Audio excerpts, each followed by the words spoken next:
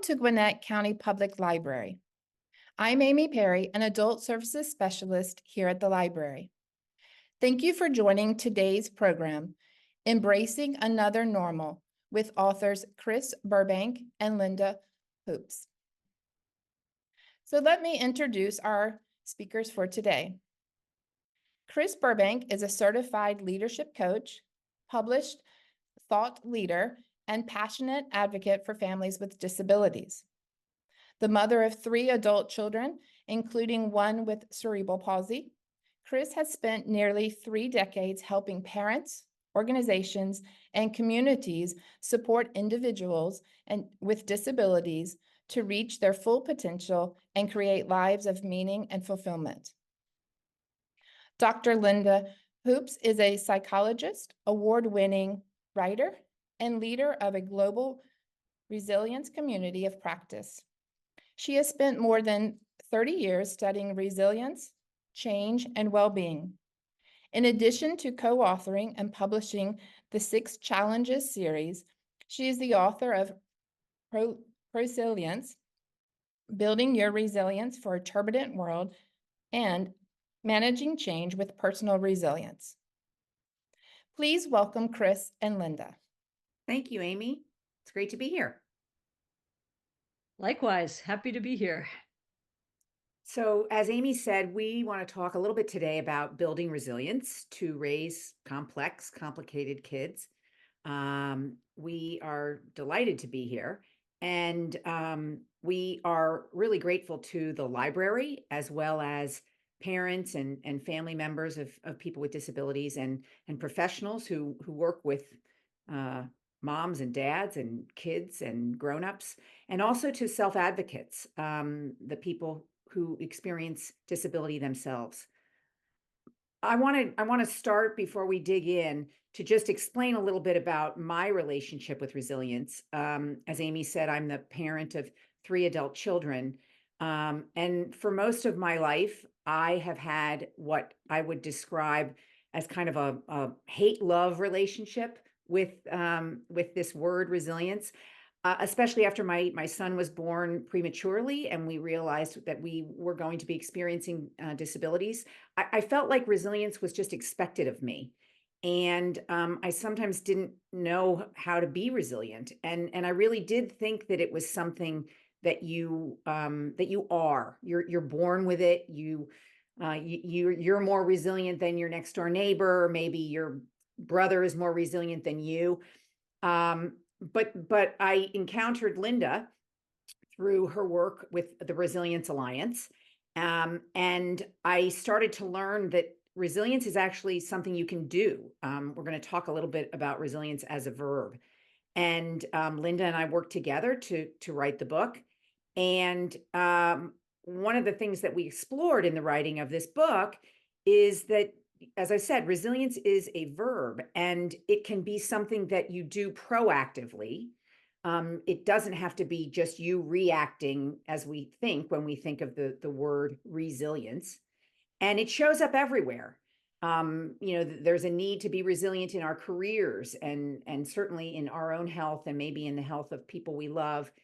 Resilience certainly is helpful in relationships. And what we're here to talk about today is the role that resilience plays in caregiving and in parenting and specifically parenting people with special needs. Thanks, Chris. So I thought I'd share a little bit about my own journey to getting to this point of this project that Chris and I have done together.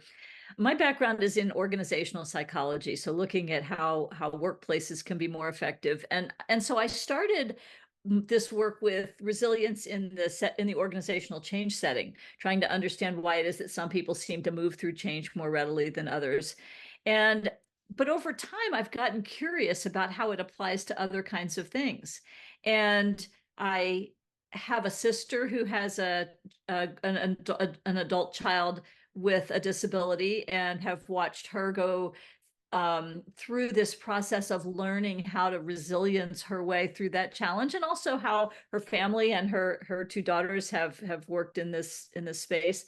And so I've actually gotten curious about many different applications of resilience. And so I got this idea to do this, what I'm calling the Six Challenges series, which is a series of co-authored books where I work with experts in a particular field to understand the challenges that might test their resilience or engage their resilience as they go. And so Chris has been my first, was the guinea pig, really, and has been an awesome one. We have had so much fun writing this book together. So we'll talk a little bit more about the book and about the six challenges specifically that we've come to focus on around parenting complex kids. But first, let me just give you a little bit of the sort of the language that we use and some of the ways we think about it. When I talk about resilience, I think about maintaining really two things: high levels of effectiveness and high levels of well-being, which don't always go together. Sometimes we're getting things done, but we're not feeling all that good. But hopefully, sometimes we're able to make all of it work. But in a context where we're dealing with high levels of challenge and disruption.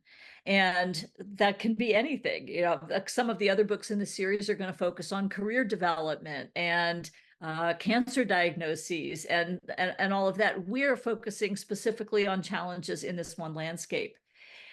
The next thing that I think is important to say about resilience is that a lot of people use the word bouncing back or the words bouncing back in conjunction with resilience. And I actually think that that's pretty limiting. I think that sometimes a thing happens and then we bounce back to something like where we were before. But I think that sometimes resilience shows up in other ways.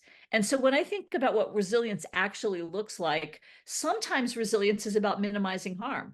Sometimes with some kinds of challenges we face, it's about staying alive, protecting the people we care about, making sure that things don't get worse.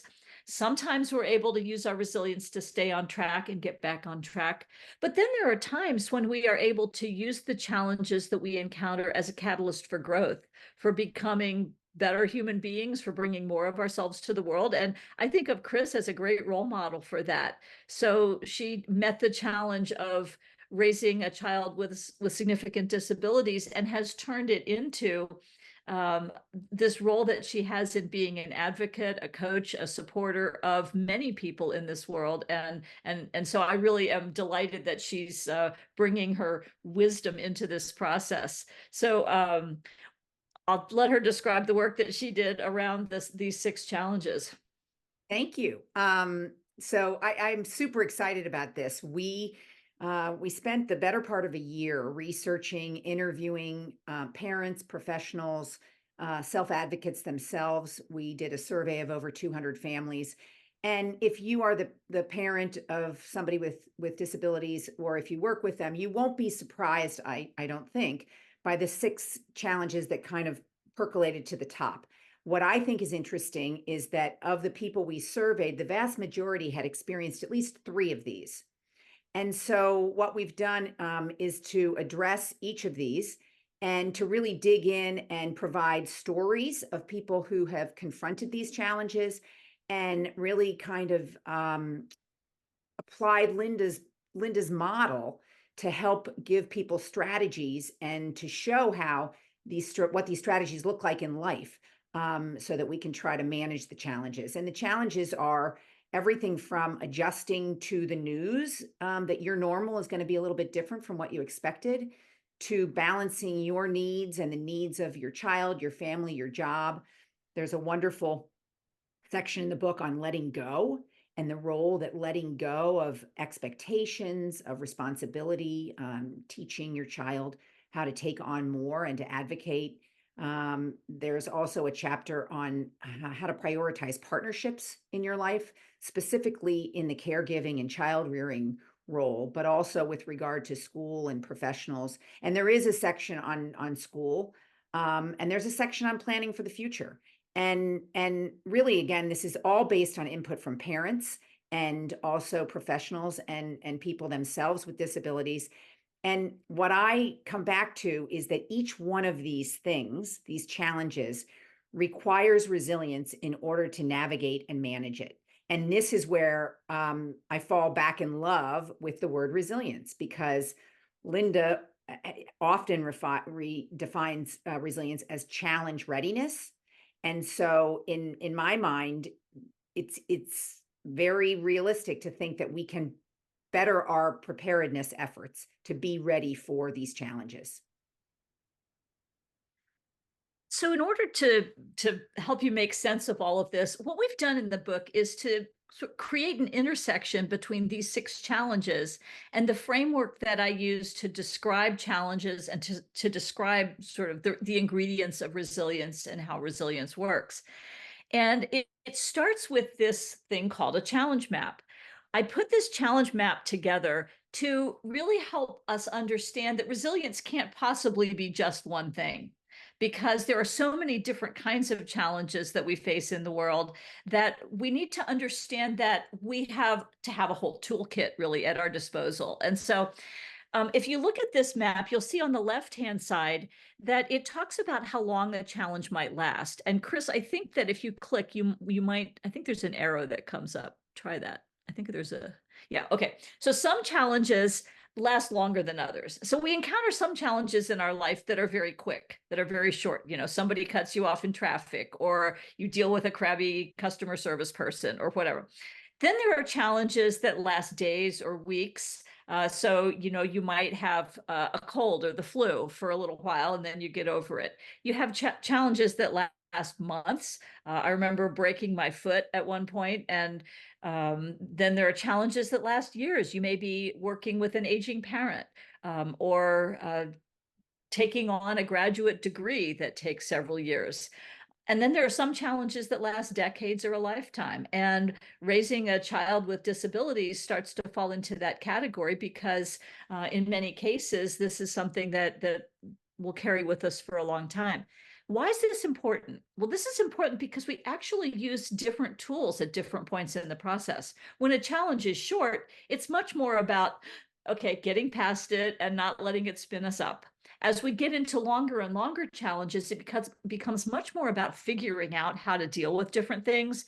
And then as it goes on, then a lot of it's about managing our energy, about making sure that we don't get drained over time as we continue to work in whatever the challenging setting is. The second dimension of challenges is where they come from. So there are challenges, if you look at the left-hand side, there are challenges that we consciously choose.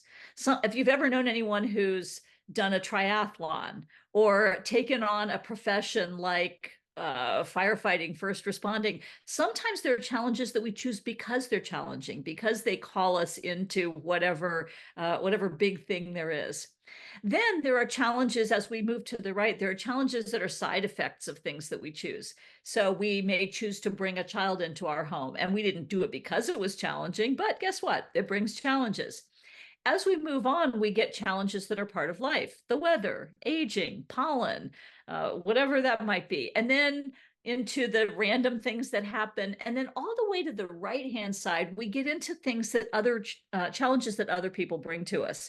So at the very far right, we have bad intentions. There are bullies, there are abusers, there are people in the world who intentionally cause harm to others. And then there are challenges that come from things that other people do that they didn't necessarily mean to challenge you, but they do anyway. Why is this important?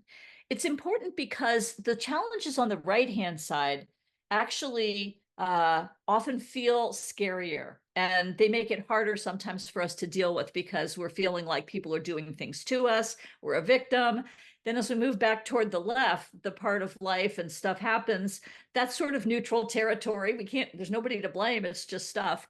And then on the left-hand side, the challenges that we choose often, in addition to taking our energy, give something back. They give us energy that enables us to replenish ourselves. And so to me, part of the game is to figure out, how do I spend as little energy as possible on all of the stuff in the middle and the right-hand side here, so I've got more energy to put into the things that I really care about and the challenges that I choose, like writing books or advocating for parents or whatever. And then the third dimension is just basically how much energy things take. And that can be all over the place. But we have found that people enjoy creating their own challenge maps. And I would invite you to make your own and draw your own picture of what are some of the challenges in my life. Where would I put those here? Chris, I'm curious, where would you put your current challenge level around raising your son in your family? So it's interesting. The map for me seemed to be the most helpful when I think about like the teenage years, because there's just so much, the quantity and the diversity of challenge. That for me was that time period where I think all 6 challenges were omnipresent. Um, I have, like you, the source piece for me has always been something I struggle with, because as I think often happens with parents of kids with disabilities, we have guilt. My son did not ask to have his disability, and although it's been explained to me very rationally that it was not my fault that he was born early, I still carry some of that. So the source of the challenges is sometimes something that I struggle with. And I really, really, really try to focus on the duration, the shorter duration challenges, because I feel like if I'm navigating and succeeding and have some agency in the smaller challenges, then the long lasting things I don't get all hung up on. Does that make sense? That makes sense. That makes sense. So what challenges all have in common is that they use energy. And so I tend to think of energy in 4 buckets, but it's all really 4 cells of one battery. Some challenges are more physical in nature, getting things done with our bodies, whether it's moving a child or caring for them physically or losing sleep or whatever. We have mental challenges, figuring things out, researching options, understanding what's possible. We have emotional challenges, which is working with our own difficult feelings or other people's difficult feelings, whether it's anger or fear or sadness or even joy and hope. Those sometimes take energy as well. And then there is what I think of as spiritual energy, which is energy that helps us connect to something that's larger than ourselves. And I think that some challenges, maybe not so much in this particular case, but some challenges like career challenges, we may run into situations where there are ethical challenges or things that challenge our values or whatever, that are all part of how we meet these challenges. And what we find with energy is that there's some research that suggests that if we think of resilience in terms of energy spirals, it can be actually kind of helpful. So I ran across this research article that basically says, look, resilience isn't a thing. What we have is a system where if we start to feel, let's say, anxious, we might feel a symptom of anxiety or worry. And without even thinking about it, that can start to get to physical symptoms. Maybe we get a knot in our stomach, or we just start to feel uncomfortable, and then we start to feel hopeless, and then maybe we interact awkwardly with people and maybe somehow put people off, and that we can get into these spirals of rumination, anxiety, depression that can become self-sustaining. And so the idea here is that resilience is really any tools that we use to move, to break up or slow down those automatic connections between these more difficult symptoms and start to move us into a more positive place. So we stop and take a breath, or we find a different way to look at something, or we reach out to a friend. And if we can work it well, we can actually start to lift ourselves out of those spirals, get some things done, change the situations that are around us, or figure out how to adjust to things, and start moving into what I think of as positive energy spirals, where we're feeling more calm, more confident, more hopeful. And so to me, the game of resilience is really about figuring out what are the tools that'll help us there. And so, Linda, Chris, yeah. can I make an observation? I don't know if anybody else on this call had this experience, but when I first look at this slide where it's just the orange boxes, I physically feel my heart races. I get a pit in my stomach. The green boxes come up, and all of a sudden, it's overwhelming. And I think when I look at the orange boxes, they speak to me as a parent, and they speak to me very specifically as the parent of somebody who has disabilities and long-term challenges. And so understanding how to kind of prevent and the downward spiral and move in this towards this green direction, I think is really, really helpful for people, families like mine and folks on the call. We have a great question in the chat. So the question says, I find that a lot of challenges are unknown, both the anxiety of the future and the unknown, but also unconscious. I'm not aware of it, but carry the burden of it. I'm learning the importance of making the unconscious conscious. Do you have any approach or tools for that besides therapy? So, Chris, you want to put your coach hat on for a minute and see what you can bring for that one? Well, so it's a little bit hard because I'm not in dialogue and we're doing this through the chat, but I think you make a really good point when you talk about not being able to anticipate things. There is, and we're going to talk a little bit about this, I think there is real strength in getting comfortable with ambiguity, and getting comfortable with not having all the answers and not really knowing. And I do think that this comes with practice, and it comes with noticing. We all go through life, and there are times when we spin out of control because we don't have an answer, we can't fix something. But we also, I think, all experience success sometimes as parents and just as people when we are in a situation and we do figure out how to spiral upwards and we don't get all lost in that worry and anxiety. And I think it's really important to notice when we do that and to almost deconstruct it and figure out, well, why was that? Maybe that's because we worked in tandem with a partner on something. We didn't go it alone. Maybe it's because we figured out how to take a break and calm ourselves and our systems. That's where I would go initially. There's so much to probe on that one. Well, yes, and I would say just as far as making the unconscious conscious, sometimes like the morning pages from the Artist's Way, the idea of just sitting down in the morning and just writing whatever comes to just any of those tools for just sort of getting your mind going on sort of what's underneath can be helpful. We have a follow-up question from another participant saying, can you share more about how to move toward the green squares? I love that question. And actually, that's a perfect setup for what we're about to go into here, because these are the tools that we use. The slide that Chris just put up. And I'm going to talk a little bit about each of these building blocks in a little bit more depth, but these are the tools that we can use to start to move the orange squares to the green squares. And so the first one, if you would change the slide, is being able to calm. Now, this is not the calm down. That really aggravates people when you say that to them.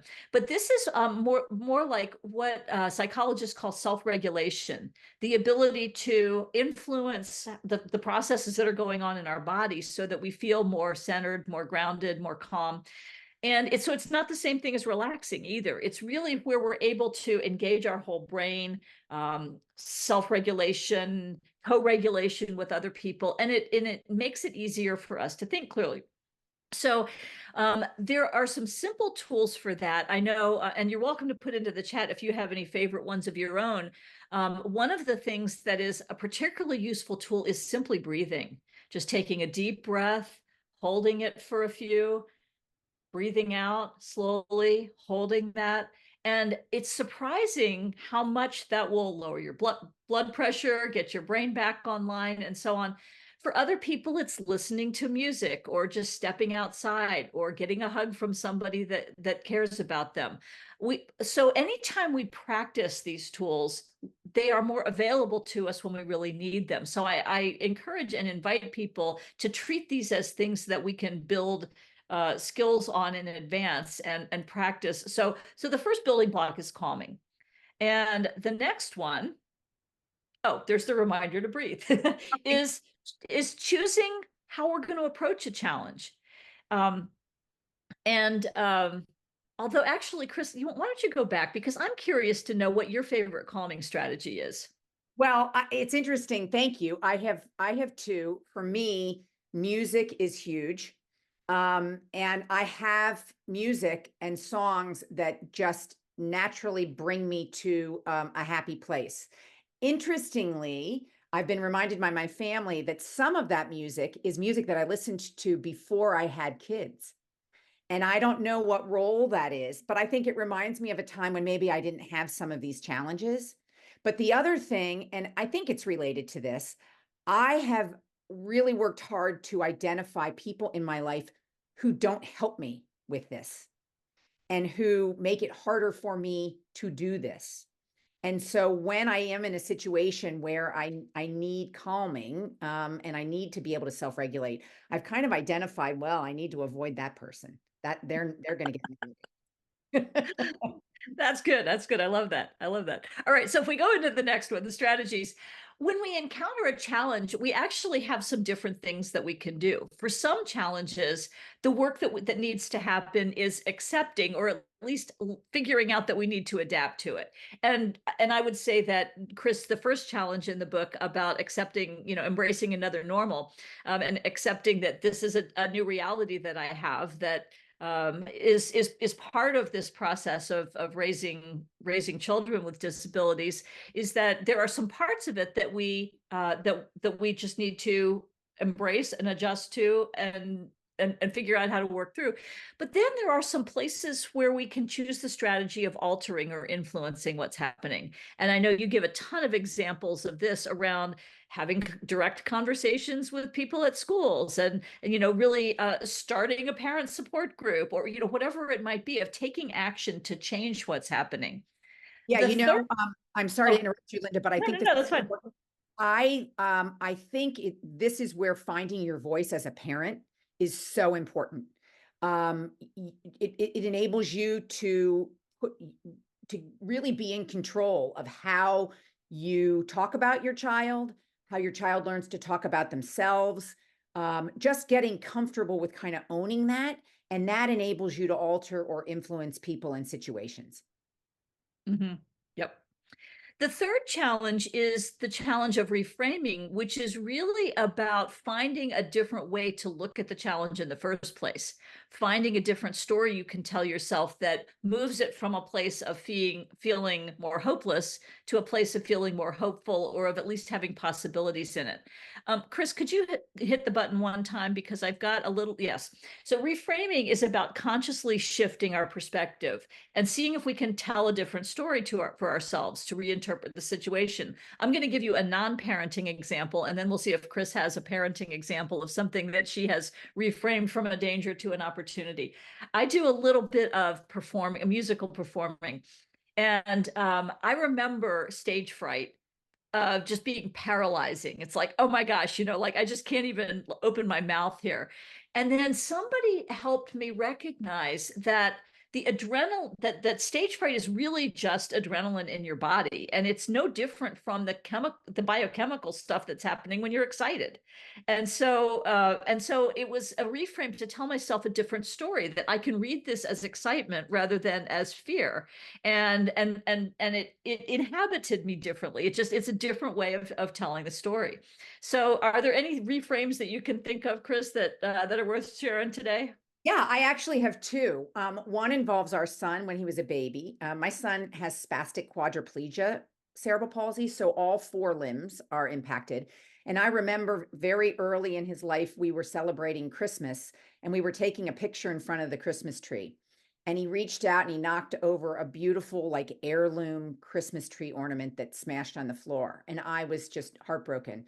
And my husband reframed it, and he said, "Oh, but Chris, he did that with his bad hand. He did that really well, all on his own."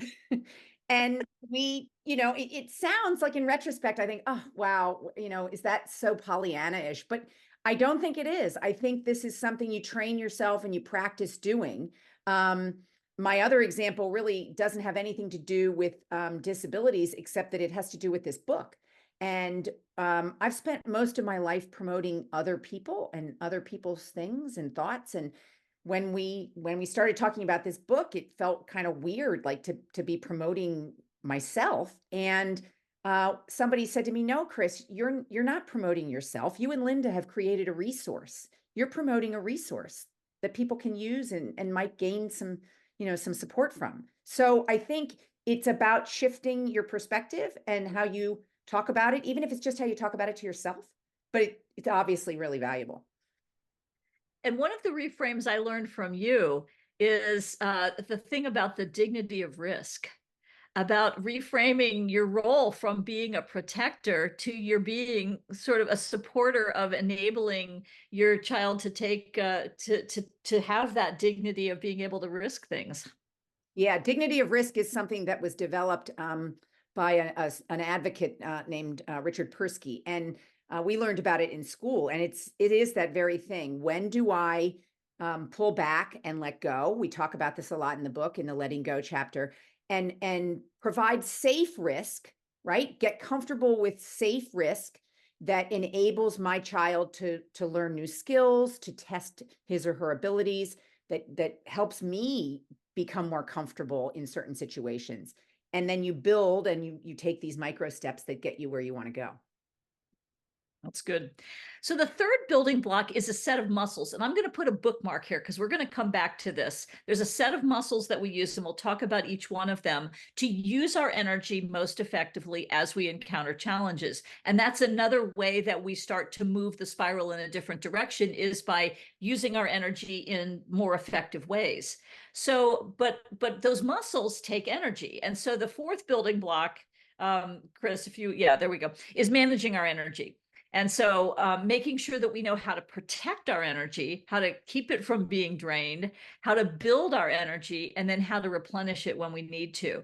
And one of the metaphors I like to use here is that when we are feeling drained, so our cell phones, if the batteries are low on our cell phones, you can't possibly turn off enough apps to recharge your phone, right? And so you can't possibly take enough challenges off your plate to start to replenish your energy. You actually have to plug into some sort of a power source. And so one big thing for me is figuring out, what does that look like?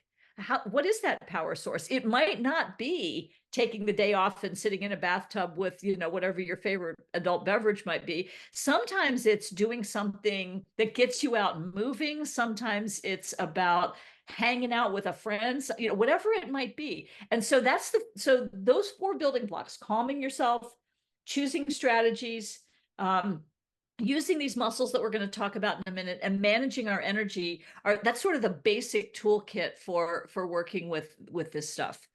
So let's see, it looks like share strategies to build the building blocks. Oh gosh, yes. Can you share practices to develop the building blocks? For me, it feels very difficult, almost impossible, to develop and employ the blocks in moments of anxiety, worry, sadness, fatigue, etc. 100%, absolutely. And in fact, to me, the best place to to work on the building blocks is when you're not in the middle of a challenge, if you can. And if you're sort of in the middle of it, then I think just starting with the calming is, just figuring out what that might look like. But I had an exchange recently with a friend of mine, actually. It was a couple of months ago, when all the horrible things were starting over in the Middle East, and she lives in Tel Aviv, and it was sort of, their country had just sort of entered into this war. And she was saying, I've worked so hard on this positivity and I just can't bring it right now. And how do I strengthen this? I said, in this moment, that may not be what you most need to do. You may need to protect your energy, but all the work that you've done in the past on bringing that positivity to the table will come back. It will start to come back when you have those little moments. And so I think, as we talk about each of these next things, think of them as a muscle that you can build through small practices and then apply. So the first one is positivity. And this is not, people talk about toxic positivity, about pretending everything is okay, when this is not about that. This is the muscle of choosing to identify opportunities and hope in challenging situations. Doesn't draw, change the idea that the situation is challenging, difficult, that there are horrible things, but finding, seeing what we can find in those bright spots. Chris, it looked like you maybe had something that you wanted to say.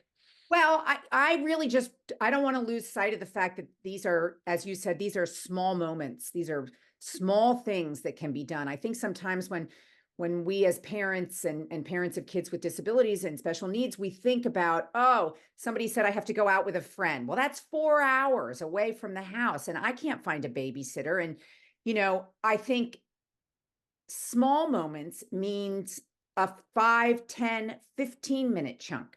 We have a story in the book about a mother I interviewed.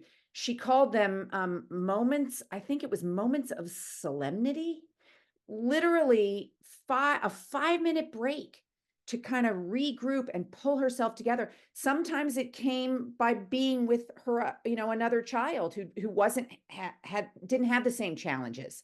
Sometimes it came from being by herself, but not thinking about it as, oh, I need a huge chunk of time in order to address any of this stuff. So just really briefly, when we are most of us go in and out of engaging this muscle. Sometimes we are and sometimes we aren't. When we're able to bring it, it's the kind of thing that can keep us going in the face of setbacks. And sometimes it can energize the people around us. When we're not able to engage it, what it often feels like is that we get discouraged easily. Our energy starts to going into worrying and avoiding. And so when you notice that happening, that's a moment to sort of go back to that very first building block about the calming and figuring out what can I do to get, to slow down this spin and to keep this from getting into a spiral. I know for me, a small gratitude practice is very helpful. My husband, who knows I tell this story about him, is a self-described defensive pessimist, and it's his job to figure out all the things that can go wrong. So his energy very naturally goes toward that other end of the spectrum. And so we have for years now done a small practice at dinner time of each taking time to share one thing that we're grateful for about that day, and that starts to reconnect the brain in different ways. So we're going to go relatively quickly through the other muscles here. Confidence is the belief in your own capability to deal with the challenges ahead of you. And oftentimes this comes from recognizing how we've dealt effectively with challenges in the past.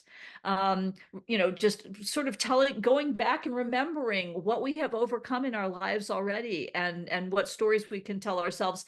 And it also has to do with recognizing that we have strengths and superpowers of our own that may be different from those of the people around us.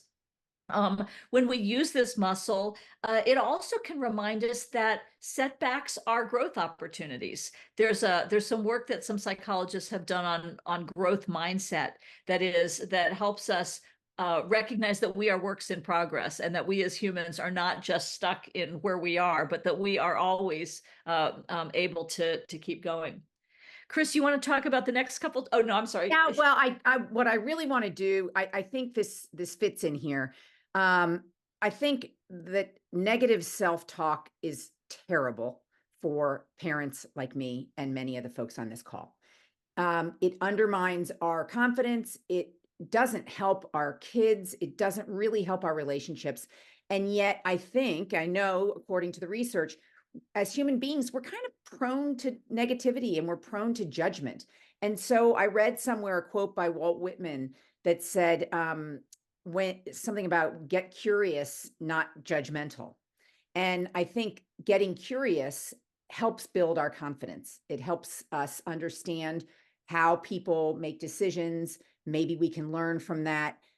It just strengthens us and it moves us from low to high when it comes to having belief in ourself.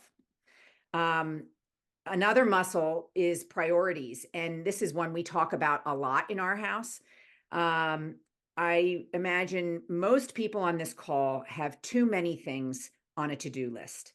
And so for me, the ability to prioritize and really just pay attention to the most important things is crucial to preserving and protecting that energy that Linda talked about. What does it look like? We know, I think, what burnout feels like when we try to do so many things and we don't feel like we're doing any of them very well. And also when we take on things that really may not be a priority for us, but somebody else suggested that they should be. The shoulds and the must-haves are things we need to decide as parents, not things that we need to let other people impose upon us. And this is particularly hard. My example I use is that if you have a child who's in some kind of therapy, The physical therapist thinks that's most important, and the occupational therapist thinks that's most important. And my goodness, the speech therapist thinks that speech therapy is more important. And then you could throw in, oral motor therapy and mental health therapy, and we have to just be out doing all sorts of other things. And then there's just let's have fun in life. And so it's really about figuring out, what do you want for your child? What does your child want for themselves? And not getting too sidetracked by everybody else. High feels great, right? It's losing the guilt and really being clear on what that North Star is that you're aiming for. And often that requires us to really narrow things down. Somebody suggested to me at one point in our life, you should have one priority a day for yourself and one priority a day for your kid. And everything else can build off of that. It's not an easy thing to do, but as Linda said before, it's the kind of thing that with practice really does benefit us. We have a great recommendation in the chat of a podcast. I love the Lazy Genius podcast, which uses the tagline, be a genius about the things that matter and lazy about the things that don't. That's brilliant. I love that. That's great. Thank you. You want to talk a little bit about creativity? Creativity is the muscle of generating options and possibilities. Creativity is that being more comfortable with ambiguity and learning how to be in that space where the answers aren't always clear. So when we are engaging this muscle, this is the muscle of having plan A, plan B, plan C, and not having to decide right away, to be able to embrace some crazy ideas and possibilities. Well, this might be something worth trying, when we are not engaging this muscle, it's often because we're low on energy and we get stuck doing the same things over and over, and we want to make sure we get it right. So, so we don't allow ourselves into that playful space. So this is a muscle of possibility and playfulness.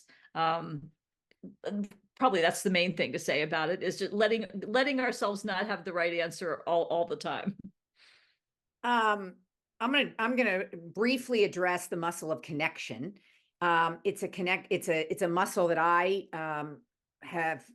probably over rely on, but it has benefited me so greatly, and so many of the parents that I work with benefit from the ability to build relationships and to draw on people for support. I go back to finding your voice and figuring out and deciding what kind of connection do you want, and not connecting to people simply because they make you feel like they want to help you. But in reality, for us, I think asking for help and knowing how to connect with people who can provide it, staying away, as I said, from these toxic people or the toxic behaviors that you don't want to connect to, but really building a community for yourself. And different people need different things. I remember when our son was young, I went to a support group. It didn't work for me. But what I did do over time was to almost create my own small network and small support group of people that I could call on for different things. I think building this muscle requires us to get comfortable with maybe pushing ourselves a little bit, reaching out to people instead of waiting for them to reach out to us. And really, I think just being open to the idea that we can be really good parents, but we don't have to do it all ourselves. And this is one of the things I really have learned from you. You talk in the book about the curse of capability, about the idea that you are good at a lot of things and you manage things very well. And if you buy into that idea that you're really the only one that can do it right, then you actually are going to wear yourself out even faster. So this connection muscle is not about being an extrovert or going out and having a lot of social time or whatever. It really is just about starting those conversations with people, maybe connecting up with a group of people who are in a similar situation, or even reaching out to a counselor at a church or other organization that may provide some of those kinds of things. So really, it's that motion of reaching out and of building the small little connections and networks that can be useful for us. The other thing I would add to that, Linda, is that I think we can also think about connection in terms of the people and the professionals who support our kids. So, what do I want my relationship with a teacher to be like? How can I connect with my child's specialist or doctor or surgeon in a way that works for me? Again, it's getting comfortable with your voice and how you want to be in relation to other people, but it's recognizing that that's not something that happens naturally, and that you do have to spend time cultivating it. I love that idea. And actually, if we go completely out of this realm and into one of the other 6 challenges projects, I think about the one I'm working on with the woman who is a 26-year stage 4 pancreatic cancer survivor. And one of the things she talks about with the connection muscle is the connection between a patient and their oncologist, that how that works and how that's set up and how you structure those conversations so that it's truly a connection is very important. So we've talked about 5 of the muscles: positivity, confidence, priorities, creativity, connection. There's 2 more, and we'll go through those very quickly. One of the muscles is structure. And this is one that I work on a lot. This is not my easiest muscle. This is the muscle that we use to put systems and processes and plans in place. And the reason this is a really useful muscle is that if we can take the predictable parts of what we're dealing with and put structure around it, we've got more energy that's free to spend on the other things. So whether it's a checklist or a calendaring system or systems that we use to mesh gears with the other people that we work with, this is the efficiency muscle. This is the habit building muscle. This is the what's it really going to take to get this done muscle. I love this muscle. This is this is why Linda and I work well together. This is the one that I probably overutilize. But I do think that for families who have these challenges, having structure and processes takes some of the guesswork out of what we have to do on a regular basis. It also enables us to delegate some of the things that maybe aren't priorities. If we have a process for them, we can delegate that more easily. And for me, it just provides me with a sense of calm, and probably makes me feel like I'm in control when I'm really not. But feeling like I have a little more control gives me energy. And so the structure piece is important.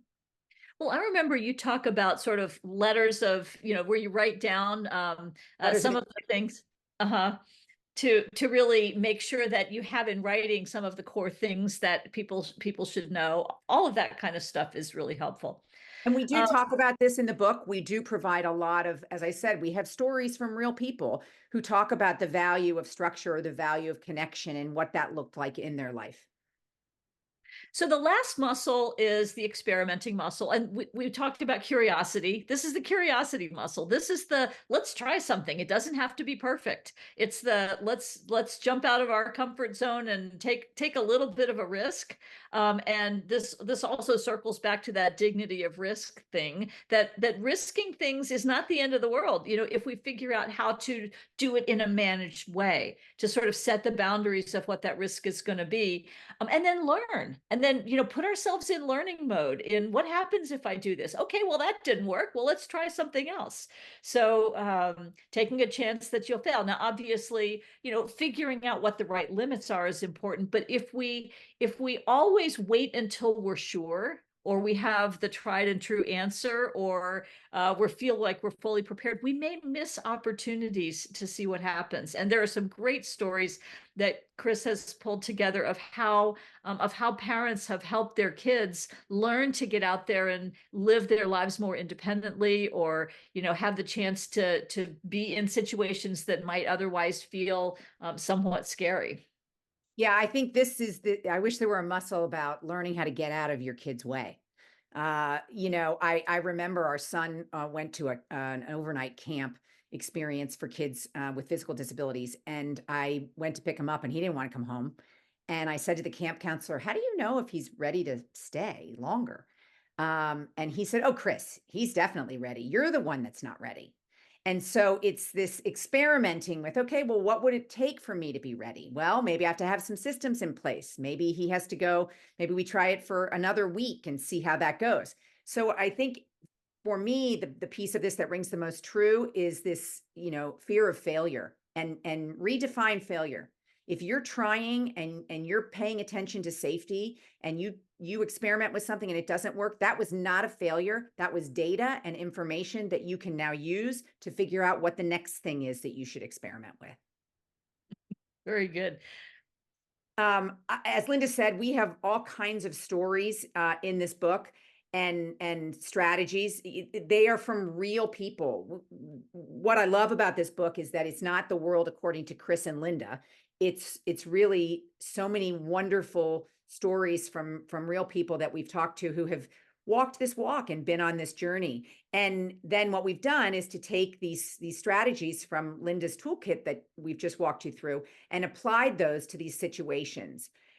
At the end of every chapter, we also offer some questions for the reader just to think about and reflect upon, so that you can kind of apply what you're learning to your unique situation.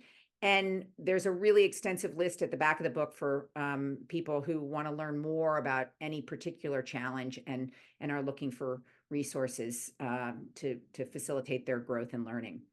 The whole thing, the book, these conversations like today, they're really just designed to help people ask, what can I start doing, and how can I be differently to be more resilient? And it's that verb, right? It's coming back to that notion of resilience as a verb. Linda, you want to walk through some of these recommendations? Sure. So I think that we build these muscles through small movements. So I gave you the example of the gratitude practice with the positivity muscle, but figuring out what a habit can be, whether it's the habit of what are the 3 most important things I have to do today for priorities, or whatever it might be, just that little biceps curl for that muscle each day is important. I also think, and this is a more general kind of thing. We build our muscles by going to the resilience gym. And we go to the resilience gym whenever we engage in an activity that we know is going to bring us challenges. Signing up for a 5K is not on my bucket list, but writing another book is, and I know that's going to bring me challenges. And I do some sailboat sailing, and that's a great place to practice challenges too, because you encounter all different kinds of things. And then finding a coach or a partner, who can, whether it's a friend, a life partner, even a relationship with a child who can be a coach to you, or finding a coach. So all of those things are strategies for resilience. You want to talk about micro challenges? Yeah, I mean, as I understand micro challenges, the value in them is that, we don't want to take on the big, hairy thing right away. And so if we look for smaller challenges that we experience on a day-to-day basis that we can succeed in managing, then that success builds and creates more success. Is that a good way to describe it? Yeah, just basically the small challenges are a good place to practice and notice how we're responding, and to experiment and try things out. We do have an additional comment in the chat. One of our attendees is working for Agility Home Care that provides community living services to members. That seems like it would be a really useful thing to be able to tap into. Yeah, I think we cannot. So I mentioned my son lives in his own apartment. We would not be where we are as a family, where he is as an individual, without the support of professional caregivers. And so I'm delighted to hear that there's somebody here who works in that space and knows the value and the impact that you can make on the people that you work with, and shifting your mind so that you're not taking care of somebody by preventing them from growing and learning and developing resilience. It's really lovely that you're here. We have a list of places where you can find us if you're interested in more information. I have a website, Chris has a website, and then this wonderful Gwinnett County Public Library series has a whole YouTube channel with lots and lots of recordings of sessions like this, which we were delighted to discover and learn about and be part of. So we have a couple minutes left, I think, for Q&A. I think we've been answering questions throughout, but we'd love to hear any other questions that any of you might have. I would just like to thank everybody. I know that parents are busy. Parents of kids with special needs are especially busy. And taking time to be here with us today and having an interest in our book and Linda's research and the work that I do. I really hope you will visit these websites, because there's just a plethora of good stuff that I think can help parents on this journey. And the whole goal is to be able to enjoy the journey and to feel like we're doing a good job at it. So my message to you today is that you probably are doing a better job than you think. And to any of the mothers out there, I want to wish a happy Mother's Day this weekend. And I just want to say thanks again to Linda and to Amy and the folks at the library.